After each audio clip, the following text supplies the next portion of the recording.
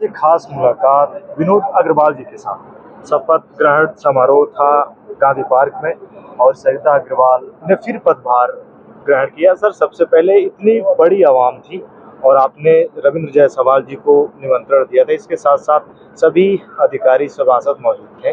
कैसा लगा? अब विनोद अग्रवाल लगातार रिकॉर्ड पे रिकॉर्ड तोड़ते जाते हैं, आलोचकों का लगातार जवाब आपने दिया है, ना कुछ कहते हैं। ये आलोचकों का जवाब तो हमने दिया नहीं है, जनता ने जवाब दिया है। इस चैनल में आपका हार्दिक स्वागत है। जनता ने अपने मताधिकार का प्रयोग किया है और जनता ने साबित किया है कि भाजपा से निर्वाचित अध्यक्ष सरिता अग्रवाल का 5 साल का कार्यकाल ऐतिहासिक रहा, विकास रूपी कार्यकाल रहा है। और उस विकास को जनता ने सराहा और उस पर विश्वास जताया और उसी के नाते दोबारा फिर सरिता अग्रवाल को मौका मिला और सरिता अग्रवाल को पुनः जनता ने बैठाने का काम किया है। और जनता को जो भाव है वो समझ में आया कि जनता, गाजीपुर की जनता अच्छे लोगों को, अच्छे दलों को पसंद करती है और उस नाते, ईमानदारी के नाते, जन सम्मान के नाते, जन विश्वास के नाते सामान्य रूप से जिंदगी जीने वाले व्यक्ति को पसंद करती है। उस नाते भारतीय जनता पार्टी के प्रत्याशी को पुनः मौका मिला है और निश्चित रूप से जो जनता ने आशीर्वाद दिया है उस आशीर्वाद को हम विकास के रूप में लौटाने का काम करेंगे। जनता की हर उम्मीदों जो कानूनी रूप से ठीक होगा, हर काम पूरा करेंगे। गाजीपुर को बेहतर गाजीपुर बनाने का प्रयास करेंगे। स्वच्छ गाजीपुर, सुंदर गाजीपुर और विकसित गाजीपुर कैसा बनेगा, इस पर हमारा मेन फोकस होगा। विनोद जी, अगर मैं आपसे बात करूं तो आपकी पार्टी के भी सभासद आए हैं, दूसरे पार्टियों के भी सभासदों ने जीत दर्ज की और मंच पर वो थे भी, आपने स्वागत भी किया। अब क्या आप कहेंगे जो वो आपको देख रहे हैं उन्हें? क्योंकि ये कार्यक्रम पार्टी का नहीं, ये कार्यक्रम सरकारी कार्यक्रम था और जो नवनिर्वाचित बोर्ड होता है उसका शपथ ग्रहण समारोह था। शासन ने 26 और 27 2 दिन का समय दिया था। चुनाव तो हम लोग 13 तारीख को जीत गए थे, लेकिन शासन ने अपनी पूरी फॉर्मेलिटी पूरा करने के बाद निर्देशित किया कि 26 और 27 में आप लोग शपथ ग्रहण की। जिलाधिकारी ने तो से हमारी बात की थी, हमने कहा कि 27 को कर लिया जाए। तो 27 को उस कार्यक्रम के नाते ये कार्यक्रम आयोजित किया गया है और ये सामूहिक कार्यक्रम था। 25 वार्ड के जो नवनिर्वाचित सभासद हैं वो भी मंच पर थे, अध्यक्ष भी मंच पर थी और आज के मुख्य अतिथि श्रीमान रविंद्र जायसवाल जी, आज की विशिष्ट अतिथि श्रीमान विशाल सिंह चंचल जी, सदस्य विधान परिषद, और श्रीमती सपना सिंह जी, अध्यक्ष जिला पंचायत, और इसके अलावा भारतीय जनता पार्टी के जिला अध्यक्ष और तमाम लोग कार्यक्रम में उपस्थित थे। और भारतीय जनता पार्टी के सिंबल पर और उनके सहयोग में 14 सभासद चुनाव जीत के आए। शेष 11 सभासद किसी अन्य दल के या निर्दल हैं। हम सबसे आग्रह किया अपने उद्बोधन में भी कि सकारात्मक भाव के साथ गाजीपुर शहर का कैसे विकास हो सकता है, उस विकास को कैसे तेज किया जा सकता है, इसमें सबका सहयोग सकारात्मक होगा तो हम नगर का अच्छा विकास कर सकेंगे। अगर सर आपके बारे में पूछूं, डबल इंजन की सरकार है, योगी जी और मोदी जी ने लगातार बेहतर काम किए हैं। गाजीपुर के लिए विनोद जी आगे के लिए क्या सोचा है? गाजीपुर को इतने टॉप पे ले जाना है कि यूपी में गाजीपुर जिले को जाना भी जाते हैं, आगे क्या योजना है?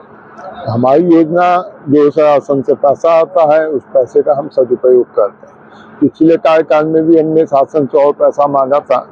शासन में कोरोना की वजह से फंड की कमी थी। शासन से इस बार कई योजनाओं पर पैसा आने की संभावना है। जैसे पहाड़ खां का पोखरा एक है जिस पर हम काफी दिनों से प्रयासरत हैं, उस पहाड़ खां के पोखरे का सुंदरीकरण हो।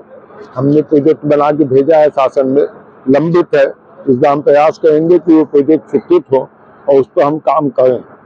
इसी तरह भगत सिंह वार्ड में भगत सिंह के नाम से जमीन पड़ी हुई है, जमीन कब्जा कर है, वहाँ पर भी हम भगत सिंह के मूर्ति का सुंदरीकरण और वाइट पार्क की सुविधा उपलब्ध कराना चाहते हैं। जैसे भी जो भी जमीनें यहाँ खाली है वहाँ पर हम पार्क का सुंदरीकरण कराएंगे।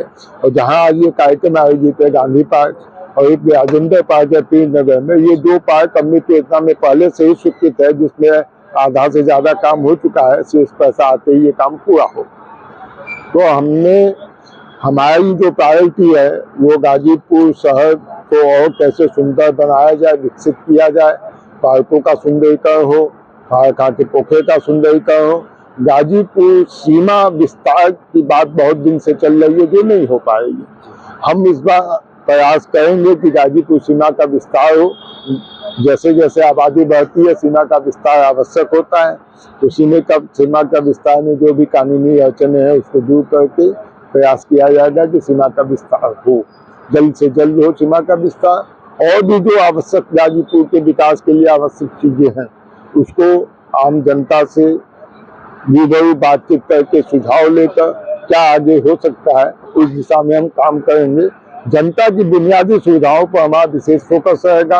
और अभी सरकार ने भी कहा है कि आत्मनिर्भर नगर पालिका बने, आत्मनिर्भर नगर निगम और नगर पंचायत बने। तो आत्मनिर्भर का मतलब है कि हम अपने पैर पर खड़े हों, हम अपनी आमदनी को बढ़ावें और अपनी आमदनी को बढ़ा के अपने खर्चों को उसमें मेंटेन करें, ताकि शासन अलग से पैसा जो भेजती है उसको भेजना न पड़े। तो इस दिशा में भी जो शासन की गाइडलाइन होगी उसके अनुसार हम काम करेंगे। निश्चित रूप से केंद्र में मोदी जी की सरकार, प्रदेश में योगी की सरकार जितना विकास का काम करा रही है वो आम जनता देख रही है। उसी विकास के चलते जनता का फिर से आशीर्वाद प्राप्त हुआ है और हम आगे विकास के काम को न रुकने देंगे न रुकवाने देंगे। और जो विरोधी लोग हैं जिनको जनता ने नकार दिया है और जनता में एक भ्रम, विरोधी नेताओं में एक भ्रम था कि त्रिकोणीय संघर्ष में ही भाजपा गाजीपुर की नगर पालिका पर कब्जा करती थी, लेकिन इस बार वो भ्रम और मिथक टूट गया है। गाजीपुर की जनता ने सीधी लड़ाई में भी भारतीय जनता पार्टी को अपना आशीर्वाद दिया है। ये बहुत बड़ी बात हुई है, इसलिए सारे विरोधी पस्त हो गए हैं। और उस पस्त का वजह है कि गाजीपुर का जनता का पास स्नेह और आशीर्वाद भारतीय जनता पार्टी के काम को, भारतीय जनता पार्टी के नीतियों को, भारतीय जनता पार्टी के कार्यक्रमों को गया है। उनका विश्वास हम लोग को मिला है और हम लोग विश्वास पर खड़ा उतरने का पूरा प्रयास करें। विनोद जी, चुनाव का माहौल था, विरोध भी हो रहे थे, लेकिन विनोद जी तो एकदम शांतचित्त थे। हमारा तो चुनाव, और विरोधी अभी जो देख रहे हैं, आलोचना करते हैं, जनता ने आपकी ही जुबान से जवाब दे दिया, उन्हें क्या कहेंगे? हमको जवाब देने की आवश्यकता नहीं, जनता ने ही जवाब दे दिया। अब वो लोग आपस में मंथन करें कि उन लोग की क्या स्थिति। और सामने 2024 का चुनाव है, लोकसभा चुनाव। हम लोग इस बार निश्चित रूप से 2019 में समीकरण के आधार पर चुनाव हार गए थे। हमको पूरा विश्वास है कि 2024 में 2019 की गलती जनता नहीं दोहराएगी। पुनः भारतीय जनता पार्टी को गाजीपुर का सांसद जीता कर भेजेगी ताकि मोदी जी की सरकार और मजबूत बने और गाजीपुर का जो विकास रुक गया है उस विकास में फिर से तेजी आ सके।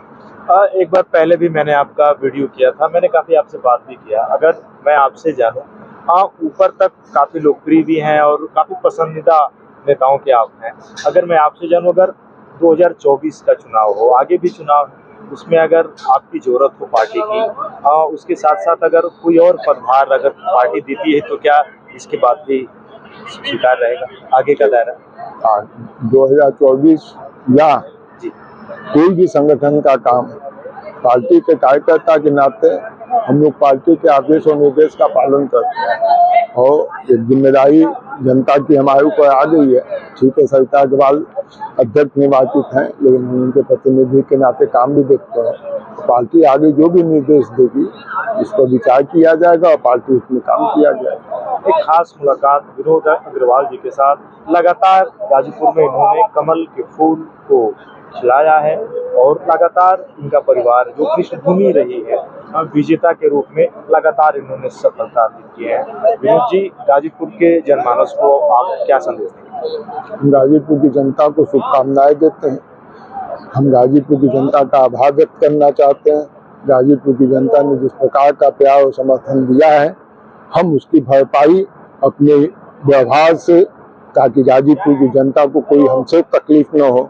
गाजीपुर का निरंतर विकास होता है, गाजीपुर की बुनियादी सुविधाओं में निरंतर तेजी आती है यही हम जनता से आग्रह करना चाहते हैं और जनता से सकारात्मक सहयोग की अपेक्षा करते हैं। हाँ, गाजीपुर के विकास के लिए कटिबद्ध हैं विनोद अग्रवाल जी। जानेंगे कभी और। अभी शपथ ग्रहण का समारोह था रात, और इसी तरीके से चैनल की ओर से आपको बहुत बहुत शुभकामनाएं। धन्यवाद।